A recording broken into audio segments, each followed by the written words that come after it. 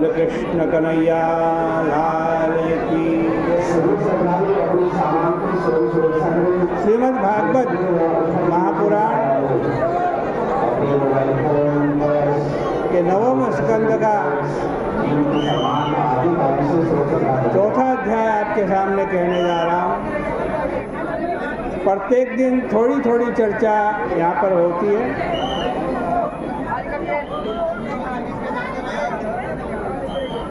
सुखदेव जी महाराज कह रहे हैं कि परीक्षित, मनु के 9 पुत्र नभक थे और नभक के पुत्र हुए नाभाग।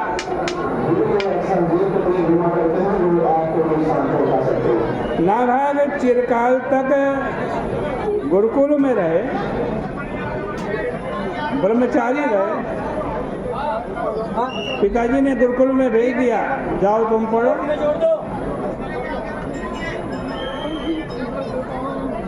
और नाभाग के और भाई भी थे, वो घर में ही रहे। जब पिताजी बूढ़े हो गए ना, तो नाभाग के भाइयों ने क्या किया, पिताजी की सारी संपत्ति आपस में बांट ली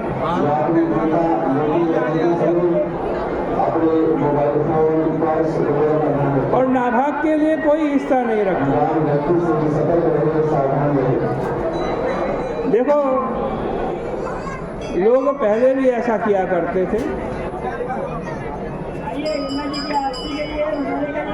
जब नाभाग घर लौटे और भाइयों से पूछा कि भाई हमारा भाग कहाँ है, हमारा हिस्सा कहाँ है,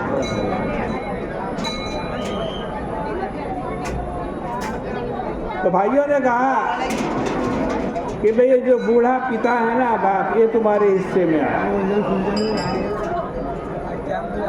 जाओ उसका पालन पोषण करो। इसके बाद नाभाग अपने पिता नभक के पास गए। नभक ने कहा तुम अपने भाइयों की बात मत मानो, अपना हिस्सा लो उनसे।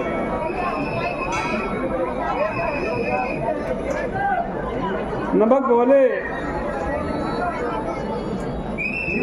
अपने भाइयों से हिस्सा लो।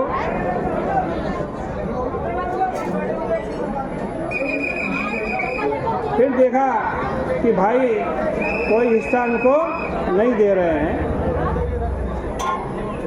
तो नभक ने अपने पुत्र नाभाग से कहा, बेटा मैं तुमको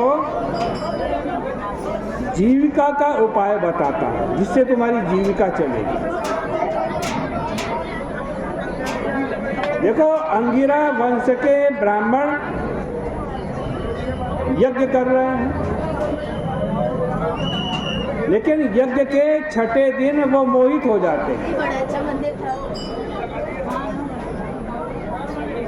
तुम 6ठे दिन जाकर के 2 वैश्वदेव सूक्त हैं, उनका अर्थ और अंगिरा ब्राह्मणों को बता देना। वो यज्ञ का बचा हुआ सारा धन तुम्हारे को दे देना। नाभाग ने वैसा ही किया। अंगिरा ब्राह्मणों ने भी सब धन नाभाग को दे दिया। लेकिन जिस समय नाभाग धन उठा रहे थे, उसी समय वहाँ रुद्र आ गए और उन्होंने कहा भाई ये धन तो मेरा है, क्योंकि यज्ञ से बचा हुआ जो कुछ भी होता है भगवान शंकर का होता है। नाभाग ने कहा कि भाई जिनका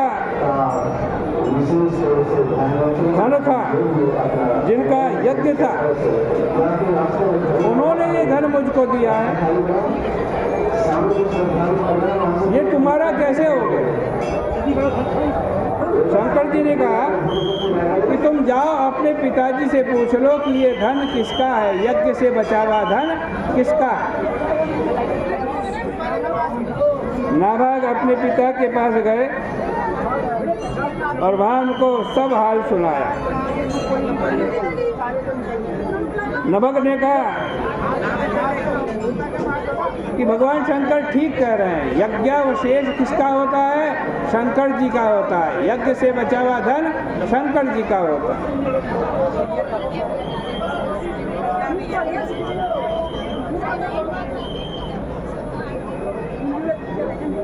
इसलिए उनको दे दो।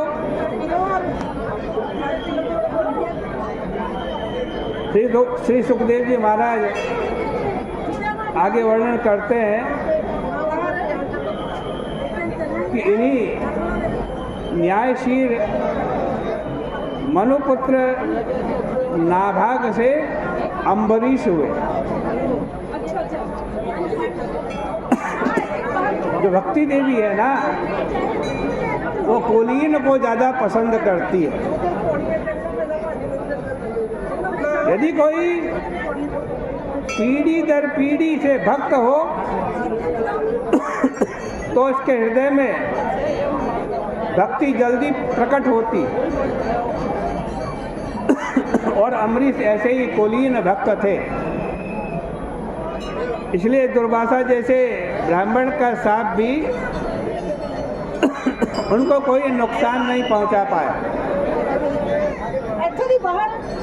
इस संसार में ब्राह्मण का शाप कभी टूटा नहीं। यदि कहीं टूटा तो अम्बरीश पर टूटा। परीक्षित ने प्रार्थना की कि मैं राज ऋषि अम्बरीश का चरित्र सुनना चाहता हूँ। ब्राह्मण ने उनको ऐसा दंड दिया जो टाला नहीं जा सकता था, परंतु फिर भी उनका वो शाप कुछ नहीं बिगाड़ सका। देखो मनुवंश की महिमा। भगवान शंकर ने नाभाग के पिता को ही नभग को ही पंच बना दिया और नभग ने अपने पुत्र के हित के विरुद्ध निर्णय लिया। नाभाग तुरंत लौट करके आया और भगवान शंकर से कहा, हाँ महाराज, ये यज्ञ से बचा हुआ धन तो आपका ही, आप क्षमा करें। रुद्र ने नाभाग से कहा कि तुम्हारे पिता ने सत्य और न्याय का निर्णय किया है तथा तुमने भी आकर हमसे सत्य और न्याय की ही बात कही है, इसलिए मैं तुम पर बड़ा प्रसन्न हूँ। सत्य और न्याय की जो प्रीति है यही गुण है। जो तुम्हें चाहिए वो मुझसे ले लो। इसके बाद भगवान शंकर ने सब धन नाभाग को दे दिया और नाभाग धनवान हो गए। जो आख्यान का श्रवण करते हैं उसको आत्मगति की प्राप्ति होती है। भगवान श्रोतुमिच्छामि राजरसेस्तस्य धीमद न प्राभूत यत्र निर्मुक्तो ब्रह्मदंडो दुरत्यया। सुखदेव जी महाराज कहते हैं कि परीक्षित अम्बरीश सप्तद्वीप पृथ्वी के राजा थे। अव्यय थी उनकी लक्ष्मी और अतुल्य था उनका वैभव। लेकिन वो इस लक्ष्मी को, इस वैभव को व्यर्थ समझते थे। भगवान को अम्बरीश इसलिए प्रिय हैं कि उनके मन में बड़ा वैराग्य है।